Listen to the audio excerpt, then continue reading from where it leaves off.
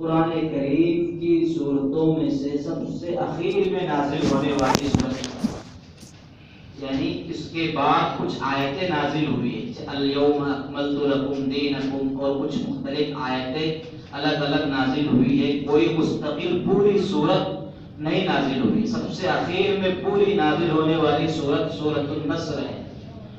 مفسرین نے لکھا ہے کہ سورۃ النصر جو ہے حضور اکرم صلی اللہ علیہ وسلم کی وفات سے 2 سال پہلے نازل ہوئی، یعنی اس سورت کے نازل ہونے کے بعد نبی کریم صلی اللہ علیہ وسلم 2 سال تک بقید حیات رہے، اس کے بعد آپ کا وصال ہوا۔ تو غزوہ خیبر یہ یہودیوں سے پیش آیا تھا۔ مدینے کے اندر یہ لوگ یہودی رہتے تھے اور وہاں رہ کر مسلمانوں کے خلاف بغاوت اور پلاننگ کرتے تھے، یہ بدماشی کرتے تھے۔ تو ہمیشہ کے لیے ان کو جو ہے مدینے سے نکال باہر کیا گیا، یہودیوں کو غزوہ خیبر کے موقع پر، اور ہمیشہ کے لیے ان کو مدینے سے باہر کر دیا گیا۔ تو اس کے بعد غزوہ خیبر کے بعد اسی موقع پر یہ آیت نازل ہوئی، یہ سورت نازل ہوئی، سورۃ النصر والی۔ تو سورۃ النصر کے اندر اللہ تعالیٰ نے خوشخبری بھی دی ہے اور پیغام بھی دیا ہے۔ اس کے اندر عظیم خوشخبری تو یہ ہے کہ فتح مکہ کی خوشخبری ہے۔ اس کے اندر سورۃ النصر کے اندر اللہ تعالیٰ فرماتے ہیں کہ جب اللہ تعالیٰ کی مدد آ جائے اور فتح یابی، فتح نصیب ہو جائے، یہاں پر فتح سے مراد فتح مکہ ہے، مکہ المکرمہ کا فتح ہونا ہے۔ حضرات صحابہ کرام نبی کریم صلی اللہ تعالی علیہ وسلم مکہ المکرمہ کے اندر انتہائی مظلومیت کی زندگی 13 سال تک ان کفار کے ظلم و جور کی چکیوں میں پیستے رہے، بے بسی کی زندگی گزارتے رہے۔ بالآخر جب کچھ نہ بن پڑا تو ہجرت کر کے اپنے وطن عزیز کو چھوڑ کر جو ہے ان کو مدینہ جانا پڑا۔ جب جا رہے تھے تو آپ صلی اللہ علیہ وسلم نے کعبے کی طرف، اپنے وطن عزیز کی طرف رخ کرتے ہوئے آخری جملہ آپ نے فرمایا تھا، یہ وطن عزیز، یہ کعبہ تو مجھے بہت پیارا ہے، لیکن میں کیا کروں کہ یہ قوم مجھے یہاں پر رہنے نہیں دیتی، یہ کہ اللہ کی دین کو یہاں زندہ کرنے کے لیے لوگ آڑے بنے ہوئے ہیں، مجبوراً دل پر پتھر رکھ کے میں جا رہا ہوں تجھے چھوڑ کے۔ تو حضرات صحابہ کرام حضور اکرم صلی اللہ علیہ وسلم خود اپنے رشتہ داروں کو چھوڑ کر، خود اپنے ذاتی مکانات جائیداد چھوڑ کر جانا، یہ تصور کیجئے کس قدر مشکل اور مشکل ترین مرحلہ ہوتا ہے۔ 13 سال تک صحابہ کرام جو لوگ کچھ کم حیثیت والے تھے یا تو بے حیثیت تھے، زیادہ تر لوگ وہی ایمان و اسلام میں داخل ہوئے تھے، تو کس کس طریقے کے ان کو جو ہے سزائیں اور تکلیفیں پہنچائی گئی، اور ان کو جو ہے انتہائی نچلے درجے کی انسانیت میں سب سے آخری درجہ یہ دینے لگے کفار، اور ان کی کوئی حیثیت نہیں، گھٹیا لوگ ہیں، یہ ہے وہ ہے، ان کو نکالو مکے سے، یہاں رہنے کے حقدار نہیں ہیں، وغیرہ وغیرہ۔ تو اب جو ہے وہی لوگ جو چودراہٹ اور لیڈرنگ کے جو ہے دعوے دار تھے، جو اپنے آپ کو سب کچھ سمجھتے تھے، تو اللہ تعالیٰ نے صلح حدیبیہ کے موقع پر ہی اس کا اعلان کرا دیا تھا، خوشخبری دے دی تھی کہ انا فتحنا لک فتحا مبینا۔ اس کے بعد یہ آیت اذا جاء نصر اللہ والفتح، سورۃ النصر کے ذریعے سے اللہ تعالیٰ نے خوشخبری سنا دی کہ جب اللہ تعالیٰ کی مدد آئے گی اور فتح یابی نصیب ہوگی، تو فتح یابی سے فتح مکہ مراد ہے۔ تو یہاں پر غور کرنے کا مقام ہے، تو اللہ تعالیٰ صرف یہ نہیں کہہ رہے جب مکہ فتح ہو جائے گا، بلکہ نہیں، جب اللہ کی مدد آئے گی اور مکہ فتح ہوگا۔ اللہ کی مدد کے بغیر کچھ نہیں ہوتا۔ تو مومن کی شان یہ ہوتی ہے جب کوئی بھی نعمت اسے ملے، تجارت میں ترقی ہو، تعلیم میں ترقی ہو، اور کسی اعتبار سے عزت ملے، کوئی بھی ترقی حاصل ہو، تو فوراً وہ اس کی نسبت اللہ کی طرف کرتا ہے، جو کچھ بھی مجھے ملا ہے وہ اللہ کی مدد ہے، اس کی مہربانی ہے، اس کا کرم ہے، سراپا اس کا کرم ہے، ورنہ تو مجھ میں کوئی اہلیت نہیں ہے۔ تو اللہ تعالیٰ کہتے ہیں جب اللہ کی مدد آئے گی تب جا کر فتح مکہ ہوگا۔ تو جب مکہ المکرمہ فتح ہوا تو آپ صلی اللہ علیہ وسلم ایک اونٹنی پر بیٹھے ہوئے سر کو جھکائے ہوئے نیچے، حتیٰ کہ کتابوں میں لکھا ہے کہ آپ کی یہ ٹھڈی جو ہے سینے سے لگ رہی تھی، اس طریقے سے جو ہے، اور آپ سورۃ الفتح کی تلاوت کر رہے تھے جھکے ہوئے۔ جو انسان سید الانبیاء، اب جس کو مکہ کا جو ہے مکہ بھی فتح ہو گیا اور وہاں پر باقاعدہ فاتح کی حیثیت سے داخل ہو رہے ہیں، لیکن سینہ تانتے ہوئے نہیں، اکڑ کر نہیں، بلکہ جھکتے ہوئے داخل ہو رہے ہیں مکہ المکرمہ کے اندر۔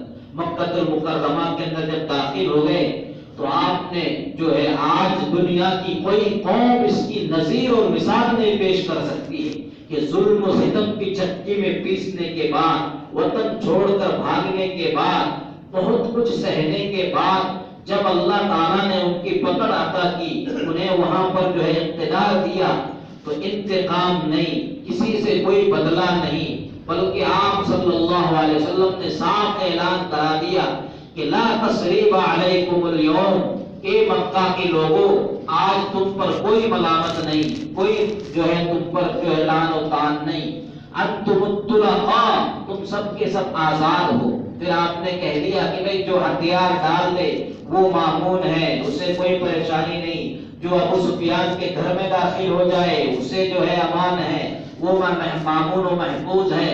عام اعلان کرا دیا۔ سب لوگ یہ جو لیڈر قسم کے تھے، بڑے بڑے گروہ گھنٹال، جنہوں نے پوری جو ہے مکی زندگی میں ستایا، پریشان کیا، تدبیریں اور پلاننگ کرتے رہے یہ لوگ ڈرے ہوئے تھے کہ ہم تو گئے کام سے، ہمیں تو پھانسی پر لٹکا دیا جائے گا ڈائریکٹ، یا تو کچھ ہو جائے گا۔ لیکن ان سے کہا کہ کوئی بات نہیں، شہر میں ہوئے تھے، لیکن آپ نے کہا انتم الطلقاء، آزاد، تمہارا کوئی مسئلہ نہیں ہے۔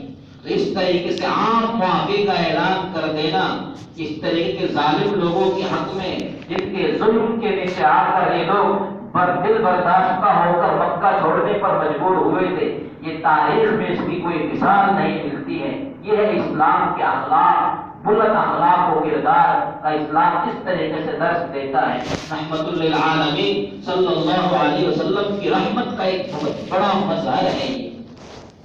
تو اللہ تعالیٰ فرماتے ہیں کہ فتح مکہ کا وقت قریب ہے، جب مکہ فتح ہو جائے گا تو مکہ المکرمہ اس طریقے سے فتح ہوا، جو ایک بڑا شہر، لیڈروں کا شہر اور سب کچھ وہی ہے۔ مکہ المکرمہ حضور کا جو ہے وطن اصلی ہے۔ فتح ہونے کے بعد آپ صلی اللہ علیہ وسلم نے حضرت بلال رضی اللہ تعالیٰ عنہ کو کہا کہ جاؤ کعبے کی چھت پر چڑھو اور بلند آواز سے جو ہے اذان پکارو، اذان کہو۔ حضرت بلال رضی اللہ تعالیٰ عنہ نے بلند آواز سے، حضرت بلال جو ہے بلند آواز والے تھے، انہوں نے بلند آواز سے اذان کہی، اور جو ہے ہر طرف توحید کی صدائیں، جہاں پر وہ بت رکھے ہوئے تھے سب کے سب جو ہٹا دیے گئے، چور ہو کر خار ہو کر سب کے سب گر گئے، اور اللہ کے گھر پر اللہ کا نام اور اس کی صدا بلند ہو گئی۔ حضرت بلال کو آپ نے کہا کہ اذان دے دو۔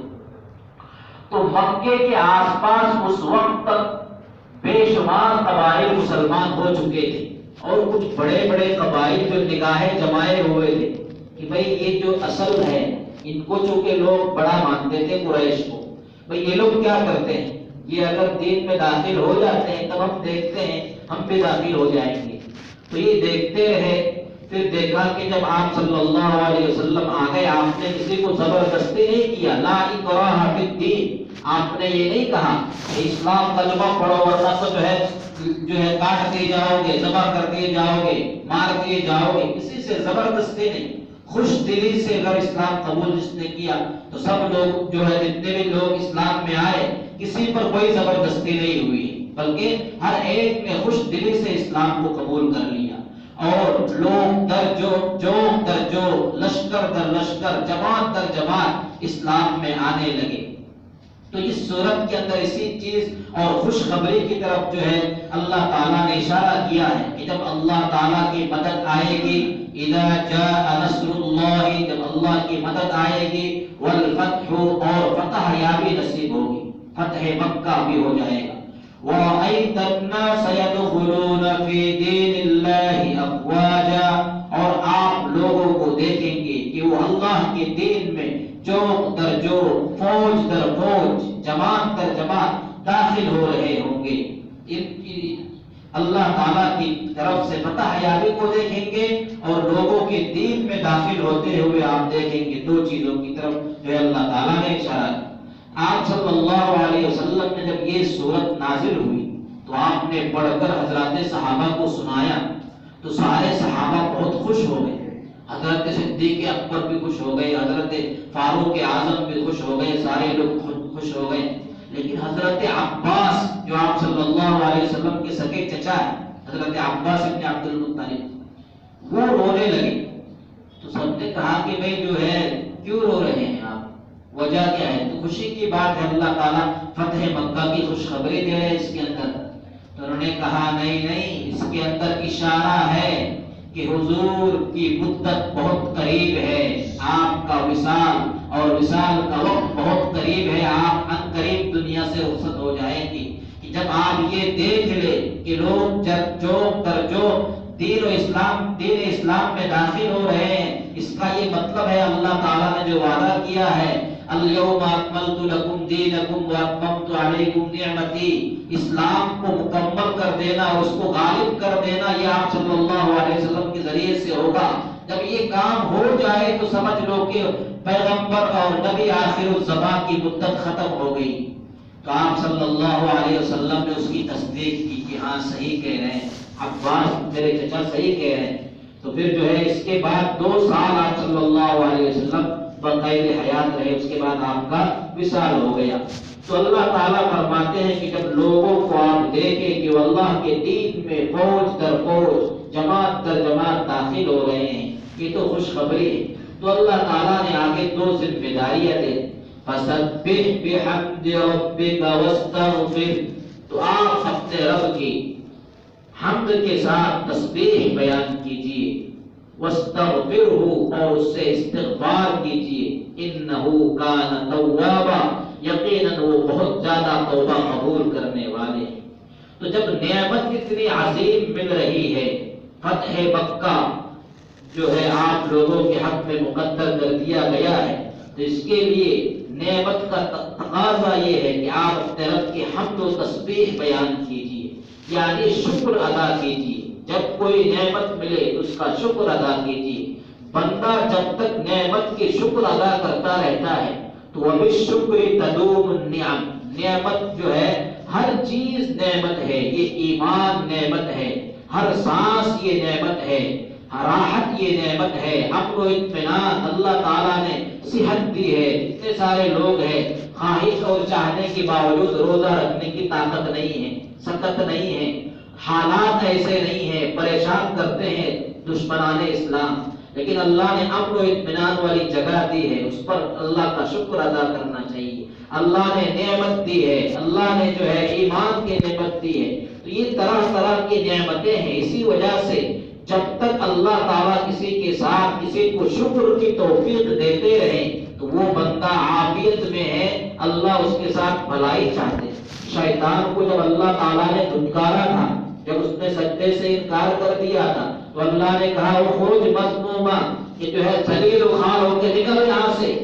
تو جو ہے شیطان نے وہیں سے وعدہ کر کے آیا تھا ثم لآتینہم من بین ایدیہم ومن خلفہم وعن ایمانہم وعن شمائلہم۔ اللہ دیکھنا مجھے تو اتنی مہلت چاہیے، یہ بنی آدم کو انسانوں کو میں گمراہ کروں گا اور کوئی موقع اور فرصت میں گواؤں گا نہیں، ہر موقع سے انہیں میں گمراہ کروں گا۔ ان کے آگے سے آؤں گا، پیچھے سے آؤں گا، دائیں سے آؤں گا، بائیں سے آؤں گا، کوئی طریقہ میں خالی نہیں چلوں گا۔ پھر شیطان نے آگے کیا کہا وَلَا تَجِدُ أَكْثَرَهُمْ شَاكِرِينَ، اور ان میں سے اکثر کو آپ شکر گزار نہیں پائیں گے۔ شکران، نعمت کا شکر ادا کرنا، جب بندہ جو ہے نعمت کی ناشکری شروع کر دے تو نعمت چھیننا، سلب ہونا شروع ہو جاتے، دھیرے دھیرے وہ نعمت سے عاری ہو جاتا ہے۔ بندہ افطار کے وقت افطار سامنے پہنچ جائے، ٹھنڈا پانی پینا نصیب ہو جائے تو یہ اللہ تعالیٰ کی بہت بڑی نعمت ہے، الحمدللہ ہے۔ ایک مرتبہ ایک بہلول دانا ایک بزرگ تھے، بہت بڑے بزرگ، تو یہ ہارون رشید کے دربار میں آیا کرتے تھے اور جو ہے مجذوب قسم کے آدمی تھے. تو انہوں نے ہارون رشید سے ایک مرتبہ کہا کہ بادشاہ سلامت، اگر یہ جو ہے آپ کو سخت پیاس لگے اور پانی پینے کے لیے اگر آپ کے حلق سے نیچے پانی نہ اترے، پانی آپ نہ پی سکیں، تو اس کے لیے آپ کیا کریں گے؟ کیا کچھ خرچ کریں؟ کہا جو کچھ لگے، کہ اگر جو ہے سب کچھ پوری حکومت بھی لٹانی پڑے تب بھی تو جو ہے خرچ کر کے جو ہے پانی پینے کا انتظام جان بچنے کے لیے کرنا پڑے گا. پھر کہا کہ اگر آپ نے پانی پی لیا، پینے کے بعد اگر وہ پیشاب نہ ہو، رک جائے، پانی اندر سے نہ نکلے، تو تب بھی آپ کیا کریں گے؟ اس کے انہوں نے کہا اس کے لیے بھی تو جو ہے سب کچھ مجھے خرچ کرنا پڑے گا. تو کہہ رہے دیکھیے آپ کی پوری حکومت، جو اتنے بڑے جو ہے رقبے کے آپ بادشاہ ہیں، پوری حکومت کی آپ کی قیمت جو ہے ایک گلاس پانی کے برابر بھی نہیں ہے جو نعمت اللہ کی طرف سے ہے. یہ پانی جو اندر پہنچ رہا ہے قدرتی فلٹر مشین کے ذریعے سے خود بخود جو ہے یہ پانی اپنا پورا کام نبھا کر جو ہے نیچے سے خارج ہو رہا ہے. تو یہ جو ہے اللہ تعالیٰ کی بہت عظیم نعمت ہے. تو اس اللہ تعالیٰ کہہ رہے کہ فتح مکہ ایسی نعمت، اس نعمت پر آپ خاموش نہ رہیے. کہیں ذہن میں یہ نہ آئے یہ تو میرا جو ہے وطن عزیز ہے، میں کفار جو ہے قریش خاندان سے ہوں، اسی طریقے سے میں نبی ہوں، میرے ہاتھ میں تو مکہ آنا ہی چاہیے. تو انسان کسی بھی نعمت کو اپنی ذات کی طرف منسوب نہ کرے، بلکہ اذا جاء نصر اللہ پہلے ہے، اللہ کی مدد آتی ہے تب جا کر کوئی کام بنتا ہے. تو کہہ رہے ہیں اللہ تعالیٰ کی حمد بیان کیجئے، تسبیح بیان کیجئے. حضرت عائشہ رضی اللہ تعالیٰ عنہ فرماتی ہیں کہ یہ آیت نازل ہونے کے بعد میں کثرت سے سنتی تھی کہ آپ صلی اللہ علیہ وسلم سجدے میں جا کر آپ کہتے تھے استغفر اللہ واتوب الیہ، اسبح ربی، احمدک ربی واسبح واستغفرک ربی، سبحانک اللہم وبحمدک استغفرک. یہ کثرت سے آپ صلی اللہ علیہ وسلم پڑھتے تھے. تو ایک ذمہ داری اور کام تو اللہ نے یہ کہا کہ فسبح بحمد ربک، اپنے پروردگار کی حمد کے ساتھ تسبیح بیان کیجیے. اس کے بعد اللہ نے کہا واستغفر، اللہ سے استغفار کیجیے، گناہوں سے معافی طلب کیجیے. استغفار ایک نسخہ اکسیر ہے، بہت بڑی اور قیمتی چیز ہے استغفار. اپنے نبی کو بھی اللہ تعالیٰ استغفار کا حکم دیتے ہیں. جو ہے جس قوم نے بھی استغفار کو لازم پکڑ لیا، اللہ تعالیٰ نے نعمت کے دروازے ان پر کھول دیے. استغفار کے ذریعے سے نعمتوں کے اندر دوام اور استحکام اور جو ہے تسلسل، اور جو نعمت اللہ تعالیٰ کی طرف سے بارش کے طور پر برس رہی ہے اس میں انقطاع نہیں ہوتا ہے، مسلسل وہ نعمت برستی رہتی ہے اللہ تعالیٰ کی طرف سے. بلکہ قرآن کریم نے تو کہا استغفار کے جیسا ہتھیار ہمارے پاس اس سے بڑا کوئی ہتھیار نہیں ہے. قرآن کہتا ہے وَمَا كَانَ اللَّهُ لِيُعَذِّبَهُمْ وَأَنْتَ فِيهِمْ، کہ اللہ تعالیٰ کے عذاب کو روکنے والی چیزیں دو ہی چیزیں ہیں. ایک تو حضور اکرم صلی اللہ علیہ وسلم کی ذات، کہ جب تک حضور کی ذات دنیا کے اندر موجود تھی حضور نے اللہ نے کوئی عذاب نہیں بھیجا. یہ حضور کی ذات رحمت للعالمین، یہ خود مانے ہیں اللہ کے عذاب کے آنے کے لیے. دوسری چیز جو عذاب آنے کے لیے مانے ہیں وہ ہے وَمَا كَانَ اللَّهُ لِيُعَذِّبَهُمْ وَهُمْ يَسْتَغْفِرُونَ، اور اللہ تعالیٰ جب تک یہ لوگ استغفار کرتے رہے اللہ انہیں عذاب میں مبتلا نہیں کریں گے. یہ استغفار کی اہمیت ہے، اسی وجہ سے اللہ تعالیٰ استغفار کا حکم دیتے رہتے ہیں کثرت سے. استغفار کے بے شمار جو ہے حدیث پاک کے اندر قرآن کریم میں بے شمار مسائل موجود ہیں، اور کوئی بڑا کام نہیں ہے، لمبی چوڑی نماز نہیں پڑھنی ہے، اس کے لیے باقاعدہ وضو غسل کی بھی ضرورت نہیں ہے. چلتا پھرتا ہوا آدمی استغفر اللہ استغفر اللہ استغفر اللہ، یہ استغفار کے ذریعے سے آدمی مستجاب الدعوات بن جاتا ہے. جو آدمی ہمیشہ استغفار کرتا رہے اللہ کا سب سے محبوب و مقرب، اور اس کی دعا رد نہیں ہوتی، مستجاب الدعوات بن جاتا ہے. امام احمد بن حنبل رحمۃ اللہ علیہ بہت بڑے بزرگ فقیہ محدث جانتے ہوں گے، جو 4 مذاہب ہیں فقہ کے اندر. امام ابو حنیفہ، امام مالک، امام شافعی اور ایک امام احمد بن حنبل ہیں۔ تو بہت بڑے اللہ والے تھے امام احمد بن حنبل، بہت بڑے بزرگ محدث فقیہ۔ وہ فرماتے ہیں ایک مرتبہ میں دور و دراز اپنی جگہ سے عراق کی طرف سفر میں جو ہے نکلنا ہوا، اور ادھر کبھی گیا نہیں تھا عراق کی طرف، اپنے وطن سے کافی دور و دراز۔ تو نکلا، پہنچتے پہنچتے وہاں رات ہو گئی۔ جب رات ہو گئی تو رہنے کے لیے نہ مجھے کوئی جانتا تھا وہاں کے لوگوں میں سے، اور نہ میں ان میں سے کسی کو جانتا تھا، تو کیا کروں، ادھر ادھر دیکھتے ہوئے انتظار کرتے ہوئے ایک مسجد میں پہنچ گئے۔ مسجد میں سوچا کہ بھئی تھوڑی بہت جو ہے یہ کر کے وضو وغیرہ کر کے پانی وغیرہ پی لوں گا، پھر جو ہے مسجد کے صحن میں ایک طرف سو جاؤں گا۔ لیکن وہ مسجد کا جو خادم وغیرہ رہا ہوگا انتہائی اکڑ قسم کا بندہ، وہ کہہ رہے نہیں آپ مسجد نہیں رہ سکتے، اجازت نہیں ہے، ذمہ داروں کی طرف سے اجازت نہیں ہے۔ میں نے کہا بھائی بھی بہت دور سے آیا مسافر ہوں، ذرا اگر آپ مہربانی کریں رہنے کے لیے جگہ دے دیں تو آپ کی وہ بہت بڑا آپ کا کرم ہوگا۔ انہوں نے نہیں آپ بات نہیں سنتے، ایک مرتبہ بتا دیا آپ کو اجازت نہیں ہے، نہیں رہ سکتے آپ یہاں۔ تو نے کہا بھائی صحن پہ ایک طرف کونے میں ہی باہر ہی صحیح، کہ نہیں اجازت نہیں۔ امام احمد بن حنبل رحمۃ اللہ علیہ جو ہے صحن میں ایک طرف ایک کونے میں جا کر لیٹ گئے، تھکے ہوئے تھے، دور سے پہنچے تھے۔ تو وہ تھوڑی دیر بعد آیا خادم، آپ کو منع کیا یہاں پر سونے کے لیے، پھر سو گئے آپ۔ پیر پکڑ کر گھسیٹتے ہوئے کھینچتے ہوئے بندے نے امام احمد بن حنبل کو جو ہے مسجد کے دروازے سے باہر کر دیا۔ تو سامنے ایک نان بائی روٹی بنا کر بیچنے والا خباز اس زمانے میں جو ہوتے تھے بریڈ وغیرہ بنانے والا، اس کا گھر تھا، اور وہ اپنے گھر سے دیکھ رہا تھا یہ منظر کہ یہ خادم جو ہے بد اخلاق، یہ جو ہے بزرگ قسم کے آدمی کو داڑھی سفید باقاعدہ جو ہے نیک معلوم ہو رہے ہیں، عالم لگ رہے ہیں، ان کو گھسیٹ کر نکال رہے ہیں مسجد سے۔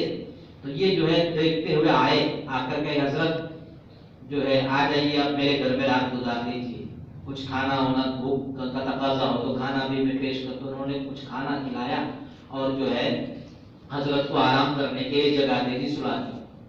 پھر وہ جو ہے وہ خباز روٹی بنانے والا آٹا گوندھ رہا تھا، وہ پڑھ رہا تھا استغفر اللہ استغفر اللہ استغفر اللہ استغفر اللہ۔